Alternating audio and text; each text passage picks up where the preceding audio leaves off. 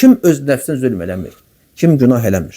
Tövbə eləsə, Allahdan bağışlanma diləsə, vallahi Allaha Qafur və Rahim görər. Tövbələri qəbul eləyən görər. Tək ki Allahdan bağışlanma diləsin, istiğfar eləsin, tövbə eləsin. Nə vaxt tövbə edəcəksiniz? Nə vaxt Allahdan bağışlanma diləyəcəksiniz? Axı Allah Qafurdur, Rahimdir. Allah günahları bağışlayandır, mərhəmətlidir. Amma görürsən, nə qədər insanlar var, günah edir, heç vecinə də deyil. Elə bir buna adəti yoxdur. Elə bir artıq bu nə bilim, yəni cənnətlə müjdələnib, nə istəsə olar. Nə etsə olar, icazəlidir, problem yoxdur. Xeyr, elə deyil, vallahi əsla elə deyil. Allah Teala cənnəti möminlər üçün yaratdığı kimi cəhənnəmi kimlər üçün yaradıb? Asi bəndələr üçün. Allah itaat əhli üçün cənnəti, asilər üçün cəhənnəmi yaradıb. Deməli, günahkar insana cəhənnəm odu toxunacaq, toxuna bilər. Heç nə arxayın olmaq lazım deyil. Vallahi insan heç nə arxayın olmasın. Heç bir əməlinin arxayın olmasın.